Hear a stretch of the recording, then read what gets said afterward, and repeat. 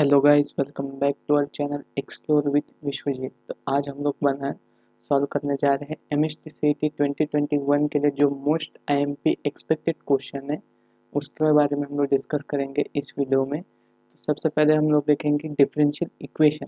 मतलब differential equation में आपने अभी तक पढ़ चुका होगा, क्योंकि आने वाले कुछ दिनों में आपके एग्ज़ाम आने वाली है। मतलब कुछ हफ्ते नहीं, कुछ दिनों बाद, मतलब 10-12 दिनों के बीच आपके एग्ज़ाम है।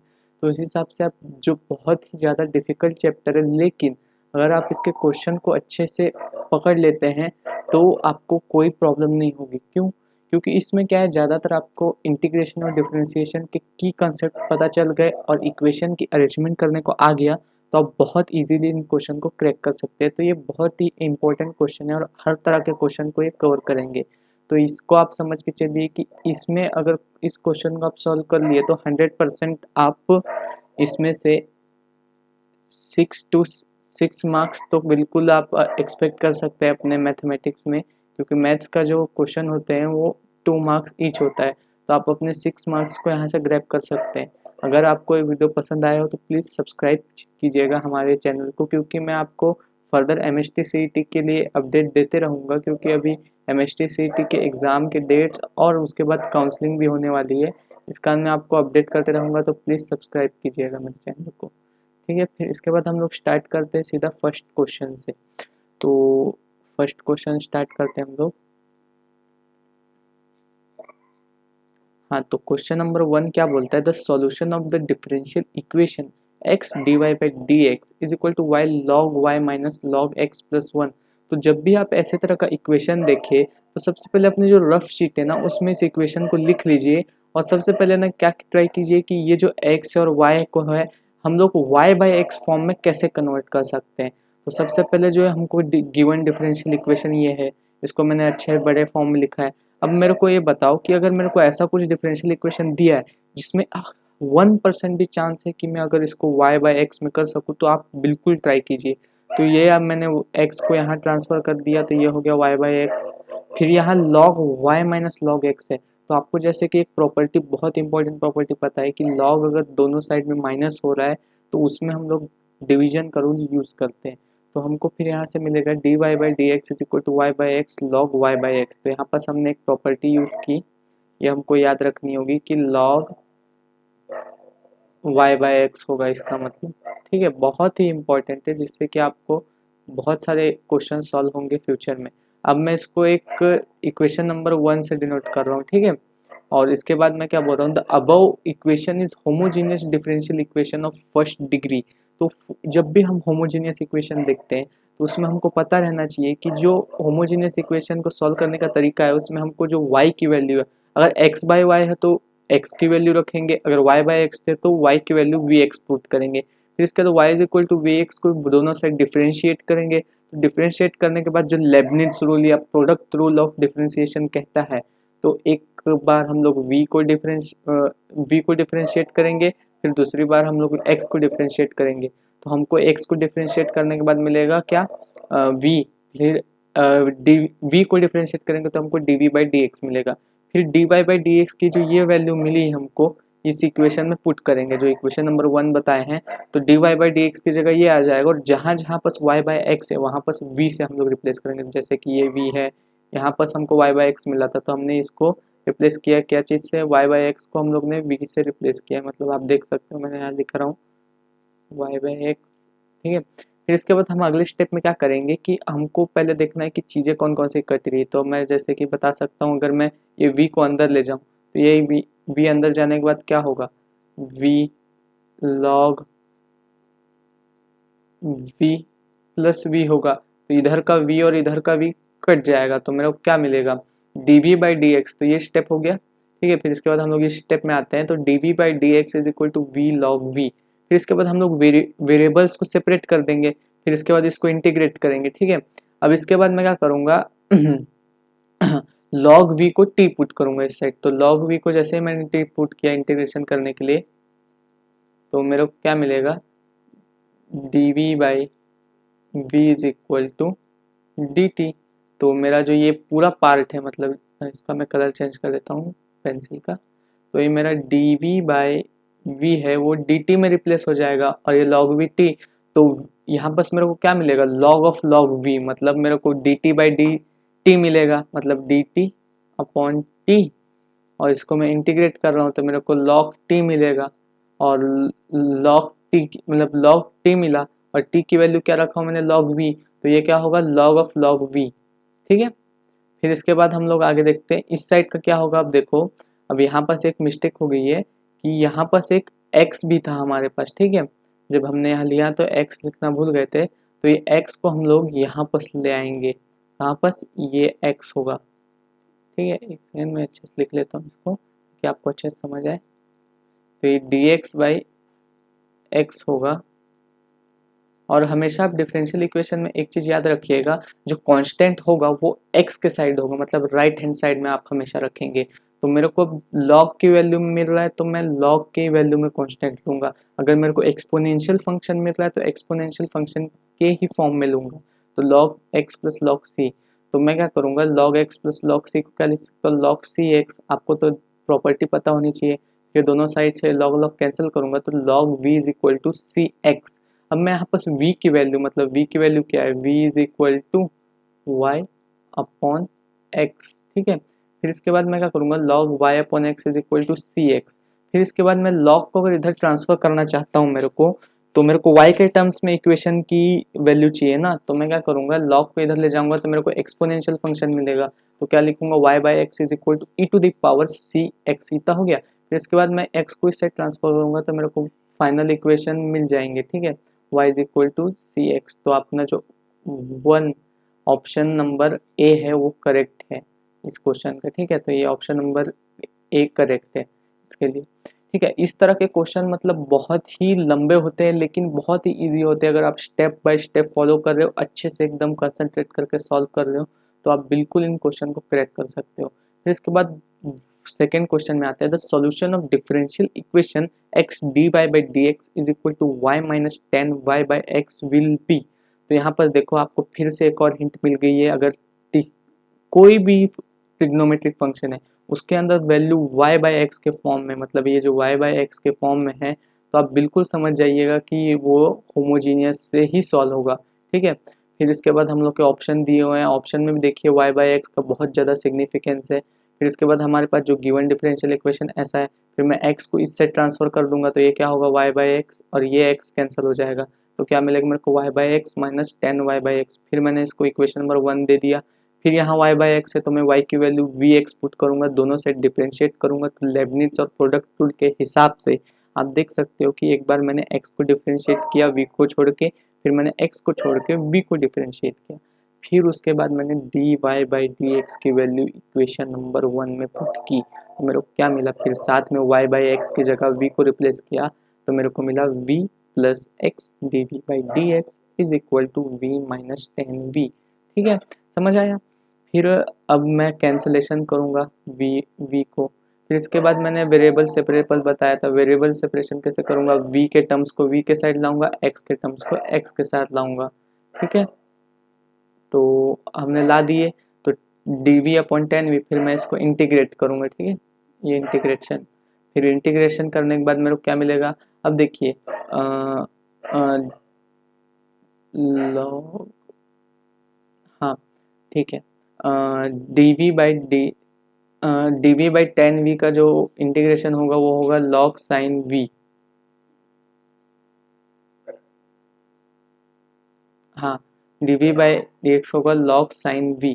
फिर इसके बाद इसका होगा 1 बाई एक्स, कैसे होगा, तो integration of 1 by x dx is equal to log, मतलब natural log of x plus c होता है।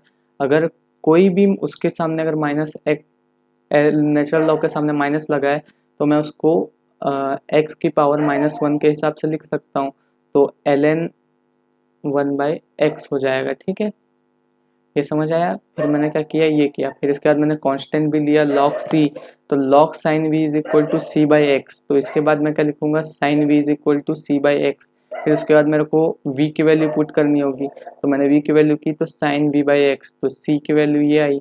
तो हमको अब इसका आंसर क्या है, तो इसका ऑप्शन कौन सा करेक्ट है, C option, x sine y by x is equal to C. ठीक है, बहुत ही इजी क्वेश्चन है, अगर आप अच्छे से क्रैक करोगे तो आपको बन जाएगा, ये सी ऑप्शन करेक्ट है इसमें। ठीक है, फिर इसके बाद हम लोग थर्ड क्वेश्चन पे चलते हैं, वो भी और बहुत इंटरेस्टिंग है। लेकिन अब थर्ड क्वेश्चन में आप बहुत बड़ी गलती क्या करोगे कि आप जैसे ही इसको देखोगे तो आपको बहुत बड़ा डिफरेंशियल इक्वेशन दिखेगा और साथ में उसकी डिग्री 3 मतलब d3y/dx3 है। तो आप सोचोगे कि ये क्वेश्चन सॉल्व क्यों नहीं हो रहा है। सॉल्व होने के लिए सबसे पहले हमको एक चीज़ ऑप्शन को एलिमिनेट करना सीखना होगा। सबसे पहले तो ये ऑप्शन हो नहीं सकता, क्योंकि कोई भी डिफरेंशियल इक्वेशन की ऑर्डर और डिग्री होल नंबर ही होगी। आपको ये पता होना चाहिए, होल नंबर ही होना चाहिए। फिर इसके बाद हमको जो गिवन डिफरेंशियल इक्वेशन है वो कैसा है, 1+3dy/dx whole to the power 2/3 है इज इक्वल टू 4d3/y। अब आपको डिफरेंशियल इक्वेशन की एक डेफिनेशन पता होनी चाहिए। जो ऑर्डर है डिफरेंशियल इक्वेशन का, वो ऑर्डर होता क्या है, जो हाईएस्ट मतलब डिग्री का हम लोग डिफरेंशिएशन करें वो, और डिग्री क्या होती है, तो जो हाईएस्ट ऑर्डर है उसकी जो हाईएस्ट मतलब हाईएस्ट ऑर्डर है उसकी जो हाईएस्ट पावर होती है उसको हम लोग डिग्री बोलते हैं। तो मेरे को अगर यहाँ डिग्री और वो तो नहीं पता चल रहा है। अब आप बोलोगे कि नॉट डिफाइंड भी हो सकता है, लेकिन ऐसा नहीं है। नॉट डिफाइंड कब होगा, जब हम लोग दोनों साइड बहुत सारे ऑपरेशन करने के बाद कोई भी अपने को एक कॉन्स्टेंट वैल्यू नहीं मिलती, तब हम उसको नॉट डिफाइंड बोलते हैं। तो ऑर्डर एंड डिग्री हमको पहले सबसे पहले दोनों साइड क्यूब किए, तो क्यूब करने के बाद यहाँ पर क्यूब करने के बाद यहाँ मल्टीप्लिकेशन होगा, इस साइड होल क्यूब आ जाएगा। फिर इसके बाद हम लोग क्या करेंगे, यहाँ पर हमको होल नंबर्स मिल गए, तो यहाँ पर आप देख सकते हो कि जो हाईएस्ट डिग्री ऑर्डर है वो 3 है और उसकी पावर भी 3 है। तो ऑर्डर और डिग्री 3, और जो ऑप्शन सी है हमारा वो करेक्ट हो जाता है। मैं कलर चेंज कर देता हूँ यहाँ, ये ऑप्शन सी करेक्ट हो जाएगा। फिर इसके बाद हम लोग आते हैं फोर्थ क्वेश्चन पे। अभी ये क्वेश्चन भी बहुत बार पूछा जाता है, मतलब मैक्सिमम टाइम देखा जाए तो फोर्थ क्वेश्चन क्या बोलता है, integrating factor of the given differential equation cos x dy/dx plus y sin x is equal to 1। ये तो सेम टू सेम क्वेश्चन बहुत बार आया है, मतलब 2020 में भी ये क्वेश्चन पूछा गया था। ठीक है, तो सबसे पहले हमको ये पता करना होगा कि इंटीग्रेटिंग फैक्टर बोल दिया मतलब आप 110% आप ये पता करके चलिएगा कि वो एक लीनियर डिफरेंशियल इक्वेशन है। ठीक है, अब लीनियर डिफरेंशियल इक्वेशन है हमको पता चल गया, भाई कि 1 लिख दिए हम लोग। ठीक है, मतलब क्वेश्चन देखते ही जैसे ही आपको इंटीग्रेटिंग फैक्टर दिखे तो आप सोच लीजिए लीनियर डिफरेंशियल इक्वेशन। तो लीनियर डिफरेंशियल इक्वेशन कैसा दिखता है हमको, dy/dx plus p y is equal to q. इसका अलग भी हो सकता है dx/dy plus p x is equal to q, जहाँ p और q फंक्शन ऑफ x हो सकते हैं या तो कांस्टेंट हो सकते हैं। ठीक है, फिर इसके बाद हमको इसको उस फॉर्म में अरेंज करना होगा। तो इसको मैं क्या करूँगा, cos x को ना दोनों साइड डिवाइड कर दूंगा। तो ये cos x मैं यहाँ लिख लेता हूँ, हाँ cos x, फिर dy/dx plus y sin x is equal to 1। तो यहाँ पास मैंने cos x से डिवाइड कर दिया पूरे दोनों साइड को। तो यहाँ मैंने cos x से डिवाइड किया, मतलब LHS और RHS में cos x से डिवाइड कर दिया। मेरे को मतलब लीनियर डिफरेंशियल इक्वेशन के फॉर्म में लाना है, अगर इंटीग्रेटिंग फैक्टर पता करना है। तो ये cos x हो जाएगा, sin x upon cos x tan x में चले जाएगा और 1 upon cos x sec x में चले जाएगा। फिर इसके बाद मैं क्या करूँगा, dy/dx plus y tan x is equal to sec x। फिर इसके बाद लीनियर डिफरेंशियल इक्वेशन जैसे ही हम इसको कंपेयर करेंगे तो हमको p की वैल्यू tan x मिलेगी। फिर इसके बाद मैंने इंटीग्रेटिंग फैक्टर का फॉर्मूला क्या है, e to the power p dx। तो उसके बाद मैं क्या करूँगा, इसको p की वैल्यू यहाँ पर रख दूंगा, तो मेरे को क्या मिलेगा, e to the power log sec x, मतलब tan x के इंटीग्रेशन करने के बाद।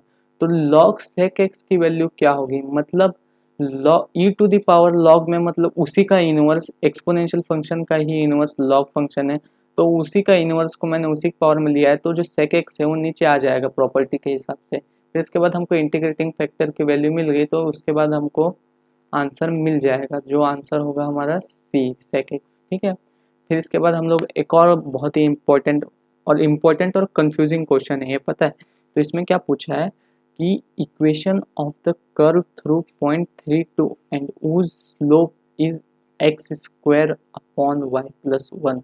मतलब बहुत ही मतलब आपको थोड़ा वो लगेगा कि ये कहीं एप्लीकेशन ऑफ डेरिवेटिव का तो क्वेश्चन नहीं है, या तो वो कहीं हमारा डिफरेंशियल इक्वेशन क्वेश्चन है। तो इसकी अप्रोच हमको डिफरेंट रखनी होगी थोड़ी। हमको इसमें कई कॉन्सेप्ट एप्लीकेशन ऑफ डेरिवेटिव के भी लगाने हैं और कई कॉन्सेप्ट हमको डिफरेंशियल इक्वेशन के भी लगाने हैं। तो इसके बाद हम लोग देखते हैं कि इसके ऑप्शन क्या क्या है। ये ए बी सी डी दिए हुए हैं। फिर इसके बाद हमको सबसे पहले गिवन क्या है, तो स्लोप ऑफ कर्व दिया है। मतलब स्लोप ऑफ कर्व क्या होता है, तो slope of a tangent to a curve मतलब होता है हम लोग का कोई भी कर्व में टेंजेंट ड्रॉ करते हैं और उसका स्लोप दिया है, तो आप समझ जाइएगा कि उसका फर्स्ट ऑर्डर डिफरेंशियल दिया है, मतलब d y by d x की वैल्यू दी हुई है। तो सबसे पहले हमको d y by d x की वैल्यू मिली है x square upon y plus one. फिर उसके बाद हम लोग इसको वेरिएबल सेपरेबल, मतलब जो एक्स के टर्म को मतलब जो भी टर्म्स है हमारे जितने भी टर्म्स है, मतलब y के टर्म्स को एक साइड ला देंगे, x के टर्म्स को एक साइड ला देंगे। तो ये dx को इस साइड और y प्लस वन को इस साइड ट्रांसफर करने के बाद हम इंटीग्रेट कर देंगे नॉर्मल जो है। तो y का integration Y square upon two, फिर डी वाई का इंटीग्रेशन सिर्फ y, फिर एक्स स्क्वायर का X cube upon three plus C. ठीक है, फिर कर्व हमारा क्वेश्चन में क्या दिया हुआ है, क्वेश्चन में दिया हुआ है कि क्वेश्चन में 3/2 से मतलब 3 और 2 से पास होता है। आप यहाँ पर आप देख सकते हो ऑप्शन में क्या है कि कोई जनरल सॉल्यूशन नहीं दिया हुआ है, मतलब यहाँ पर कहीं पर भी कोई भी प्लस सी बोल के नहीं दिया हुआ है। मतलब यहाँ पर जितने भी इक्वेशन दिए हुए हैं उसमें कोई ना कोई कांस्टेंट वैल्यू ले रहा है वो। फिर इसके बाद हमको सी की वैल्यू पता करनी होगी। तो सी की वैल्यू पता करने के लिए क्वेश्चन में क्या दिया हुआ है कि जो जो हमारा कर्व है, मतलब जो कर्व है वो 3/2 से पास होता है। तो हमको यहाँ पर जो इक्वेशन मिला है, जो जनरल इक्वेशन मिला है, जनरल इक्वेशन ये होता है ना, मतलब मैं इसको जी ई से डिनोट करता हूँ जनरल इक्वेशन, और एक जनरल सॉल्यूशन बोल सकते हो एक तरह से। मतलब कोई भी डिफरेंशियल इक्वेशन दिया हुआ है हमको, तो उसका जनरल सॉल्यूशन हमेशा ये होता है कि उसमें सी मतलब जो कांस्टेंट है हमारा इंटीग्रेटिंग कांस्टेंट, जो भी इंटीग्रेशन करने में कांस्टेंट मिलता है उसकी वैल्यू हमको पता नहीं होती, वो एक आर्बिट्रेरी वैल्यू होती है। फिर इसके बाद कांस्टेंट का हो गया, तो हमको कांस्टेंट की वैल्यू पता करनी है, तो हमको एक पॉइंट चाहिए उस कर्व पे या उस लाइन पे। तो हमको वो जो पॉइंट दिया हुआ है उसके ऊपर हम लोग वैल्यू पुट करेंगे, तो हमको जो कांस्टेंट की वैल्यू मिलेगी वो होगी -5। फिर इस वैल्यू को हम लोग इस सी के टर्म्स में पुट करेंगे, तो हमको मिल जाएगा क्या कि y square upon two plus y x cube minus three. यही अपना ऑप्शन सी था जो कि करेक्ट है। ठीक है, ये मतलब बहुत इजीली क्वेश्चन सॉल्व होते हैं, बस आपको थोड़े से वो देखना है, मतलब कहाँ कैसे सॉल्व हो रहा है क्वेश्चन। फिर इसके बाद का एक और क्वेश्चन है जो कि मतलब इसमें हमको हर तरह के मतलब दिमाग चलाना होगा कि क्वेश्चन का स्लोप भी दिया हुआ है और क्या पूछा है कि different from the origin is. तो सबसे पहले स्लोप बोल दिया, मतलब डी वाई डी एक्स की वैल्यू यही है। अब डिफरेंट फ्रॉम द ओरिजिन मतलब ओरिजिन से इतना दूर है, मतलब वो 2D कार्टेशियन प्लेन में इतना दूर है, हमको ये बताया है। ठीक है, तो हमारे पास ये ऑप्शन दिए हुए हैं चार। अब इसका सोल्यूशन देखते हैं, तो हमको डिफरेंशियल इक्वेशन पता चल गया कि मैंने बोला स्लोप दिया है, मतलब d y by d x is equal to y plus y upon x d y. फिर इसके बाद हम लोग अपना आर एच एस से वाई कॉमन निकाल लेंगे। आर एच एस से वाई कॉमन निकालने के बाद हम लोग वेरिएबल्स को सेपरेट करेंगे, मतलब वाई को इस साइड ला देंगे और एक्स डी एक्स को इधर ट्रांसफर कर देंगे। ठीक है, फिर इसके बाद हमको जैसे ही वेरिएबल सेपरेट हो गए, फिर इसके बाद हम लोग इंटीग्रेट करेंगे, तो इधर log y आ जाएगा और इधर x plus log x plus log C. मतलब ना y के टर्म्स में जितना हम लोग इजी बना सकते हैं इक्वेशन को उतना बनाने की कोशिश करेंगे। फिर इसके बाद हम लोग क्या करेंगे, दोनों साइड एक्सपोनेंशियल फंक्शन ले जाएंगे, तो इधर e to the power log y हो जाएगा और इधर e to the power x plus log C x हो जाएगा। ठीक है, फिर इसके बाद जो log होता है e की पावर में वो नीचे आ जाता है, तो हम देख सकते हैं कि y नीचे आ गया। फिर इसके बाद e to the power x plus log C X दी हुआ है। तो जब भी एक्सपोनेंशियल में प्लस होता है तो वहाँ पर पता चलता है कि मतलब x की पावर a है और y की पावर b है। तो उसको हम लोग ऐसे भी लिख सकते हैं ना, मतलब सॉरी ये बेस अलग है सेम है, मतलब तो मैं क्या लिख सकता हूँ x की पावर a प्लस b लिख सकता हूँ और वाइस वर्सा भी लिख सकता हूँ। तो मैं ऐसे इसको ऐसे स्प्लिट कर दिया। फिर ई टू दी पावर एक्स और लॉग सी एक्स, फिर यहाँ पास लॉग आ गया तो सी एक्स नीचे आ जाएगा। तो जैसे कि देख सकते हैं आप y is equal to C x e to the power x, मतलब इसका ऑप्शन ए करेक्ट हुआ है। मतलब ये जो ऑप्शन है ये करेक्ट है। अब यहाँ C is equal to not zero है, शायद तक आपको पता ना हो कि y की वैल्यू कभी जीरो हो ही नहीं सकती इस इक्वेशन के लिए। तो इसमें एक और ऐसे ही सेम ऑप्शन दिया हो तो आप नहीं टिक करेंगे, C is not equal to zero, हमको कंडीशन सेटिस्फाई होनी चाहिए उस इक्वेशन की, मतलब वो इक्वेशन वैलिड होना चाहिए।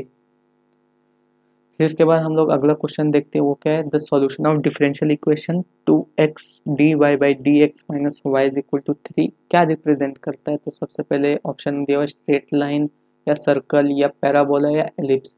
तो इसको सॉल्व करने के लिए सबसे पहले हमको देखना होगा कि इसमें क्या क्या चेंजेस है, मतलब किस तरह का डिफरेंशियल इक्वेशन है ये।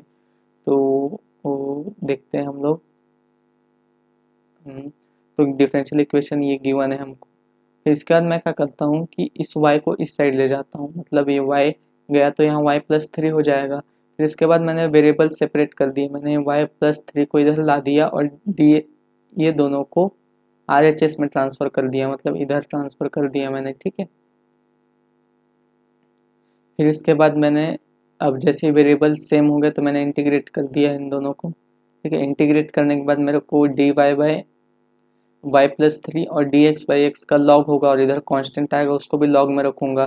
फिर यहाँ टू है तो इस टू को मैंने यहाँ पावर में लगा सकता हूँ लॉग के चलते, तो ये हो जाएगा लॉग वाई प्लस थ्री का whole square is equal to log C x.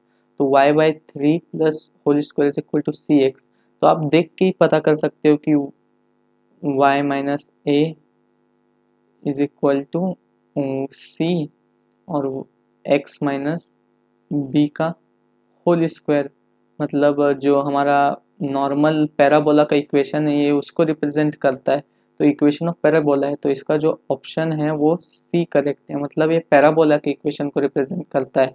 अगर यहाँ पर कुछ और चेंजेस आते जैसे कि मान लो कि हमको सर्कल का इक्वेशन मिलना होता ना तो वो एक फॉर्म में अरेंज होकर आता जो सर्कल का जनरल इक्वेशन है। तो ये कुछ 7 क्वेश्चन मैंने निकाले थे प्रीवियस ईयर क्वेश्चन से निकाल के, तो ये आपको पसंद आए होंगे तो प्लीज़ शेयर कीजिएगा, क्योंकि आप इससे 6 मार्क्स स्कोर कर सकते हैं और जिससे आपकी रैंक बहुत बढ़ सकती है। मतलब आप 6 मार्क अगर स्कोर किए तो आपकी रैंक मिनिमम तो 1000 से बढ़ेगी। तो आप प्लीज़ इस वीडियो को शेयर कीजिएगा। Thanks for watching.